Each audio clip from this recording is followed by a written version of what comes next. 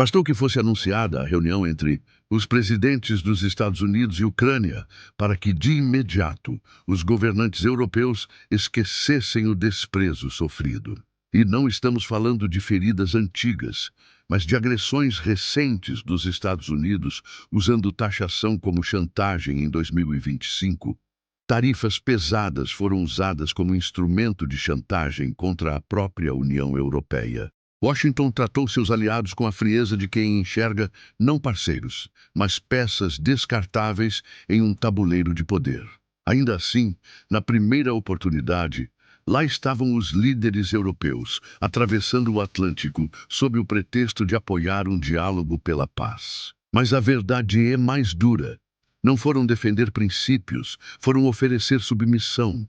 Transformaram a ocasião em uma romaria diplomática, na qual o governante americano, cada vez mais, se apresentou como candidato a imperador do mundo. Quando escrevi, tempos atrás, que a Europa se comportava como um coelho assustado diante de um leão faminto, muitos me contestaram.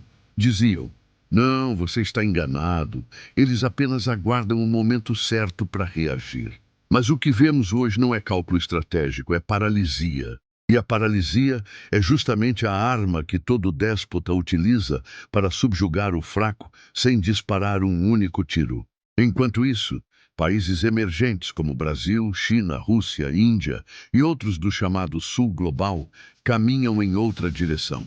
Estão construindo alternativas financeiras, tecnológicas e diplomáticas para não depender exclusivamente dos Estados Unidos. Criam sistemas de pagamento paralelos, rotas comerciais independentes, alianças estratégicas que desafiam a hegemonia ocidental.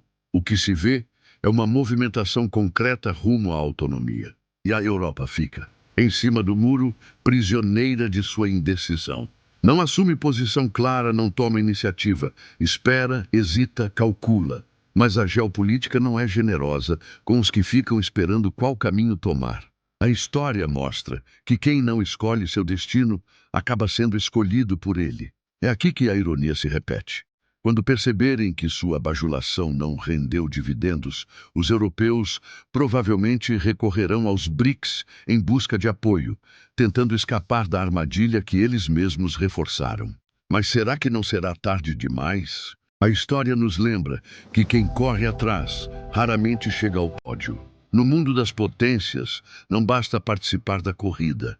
É preciso largar na frente, impor o ritmo, ditar as regras. A Europa, outrora protagonista da modernidade, hoje parece satisfeita com o papel de figurante.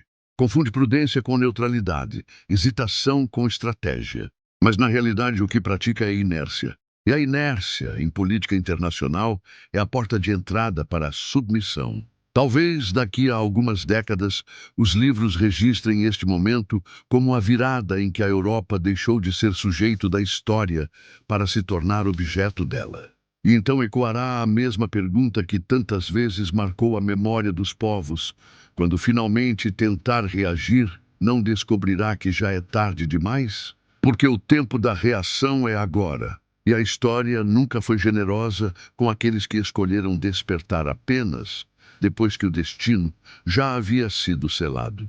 Se você gostou desse vídeo, inscreva-se no canal, curta para crescer nossa comunidade. Abraço fraterno.